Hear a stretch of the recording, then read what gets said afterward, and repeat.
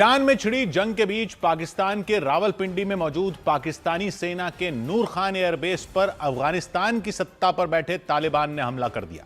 अफगानिस्तान के रक्षा मंत्रालय के मुताबिक ड्रोन से नूर खान एयरबेस के साथ पाकिस्तानी सेना के कई दूसरे अहम ठिकानों को निशाना बनाया गया। पाकिस्तान का यह वही नूर खान एयरबेस है जिसे ऑपरेशन सिंदूर के दौरान भारत ने अपनी ताकतवर मिसाइलों से दहला दिया था और वहां तबाही मचा दी थी। उसी नूर खान एयरबेस पर अफगानिस्तान की सेना ने ड्रोन के जरिए हमला करने का दावा किया। अफगानिस्तान के रक्षा मंत्रालय की तरफ से दावा किया गया कि उसकी सेना के हमले में पाकिस्तानी फौज के नूर खान एयरबेस को काफी नुकसान पहुंचा।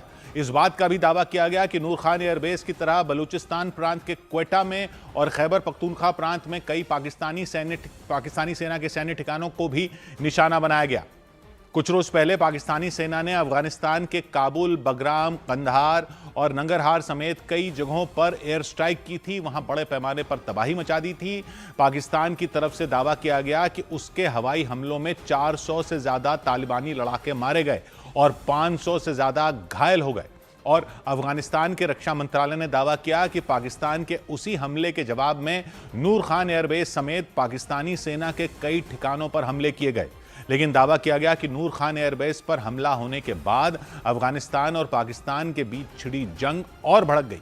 नूर खान एयरबेस रावलपिंडी शहर में पाकिस्तानी सेना के मुख्यालय के बेहद पास मौजूद है।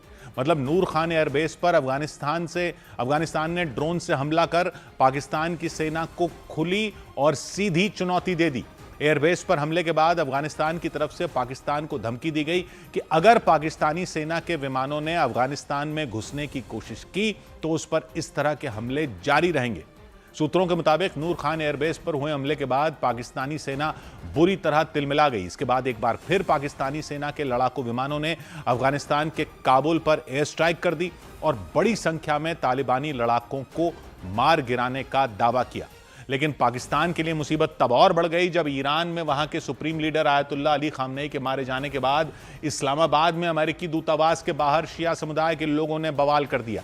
शिया समुदाय के लोग इसलिए भड़क गए क्योंकि ईरान शिया देश है और शिया समुदाय के लोग खामनेई को अपना नेता मानते थे। लेकिन इजरायली सेना ने 28 फरवरी को तेहरान पर हमला कर खामनेई को खत्म कर दिया। इसका पता चलने के बाद शिया समुदाय के लोगों का गुस्सा 7वें आसमान पर पहुंच गया। पाकिस्तान की राजधानी इस्लामाबाद में अमेरिकी दूतावास के बाहर लोगों ने हंगामा खड़ा कर दिया। हालात बिगड़ने पर वहां तैनात सुरक्षा कर्मियों ने उन पर गोलियां चला दी। भीड़ को खदेड़ने के लिए आंसू गैस के गोले दागे गए और इसकी वजह से वहां भगदड़ जैसे हालात बन गए। प्रदर्शन में शामिल एक आदमी लोगों से अमेरिका के वाणिज्य दूतावास के बाहर घायलों की मदद करने की अपील करता रहा। और पानी लेके आए, जो लोग भी आ रहे हैं वो अपने हाथों में पानी ले आए प्लीज।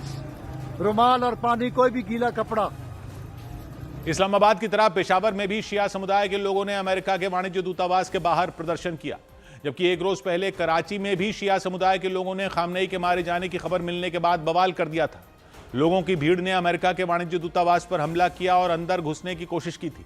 उसकी वजह से वहां के हालात बिगड़ गए थे। तुरंत वहां तैनात सुरक्षा कर्मियों ने मोर्चा संभाला और हिंसा पर उतारू लोगों पर गोलियां चलानी शुरू कर दी थी। दावा किया गया कि फायरिंग में 20 से ज्यादा लोगों की जान चली गई। लेकिन पाकिस्तान के शहरों में अमेरिका के खिलाफ हुए विरोध प्रदर्शनों से पाकिस्तानी सरकार की मुसीबत बढ़ गई। ऐसा इसलिए क्योंकि एक तरफ उसे अफगानिस्तान के साथ जंग लड़नी पड़ रही है, दूसरी तरफ उसे शिया समुदाय के लोगों के विरोध का भी सामना करना पड़ रहा है। शिया समुदाय के लोग अमेरिका के खिलाफ भड़के हुए हैं जिसने इजरायल के साथ मिलकर ईरान पर हमला किया और उसमें वहां के सुप्रीम लीडर खामनेई की जान चली गई। मतलब पाकिस्तान की सरकार के सामने एक साथ 2 मोर्चों पर चुनौती खड़ी हो गई।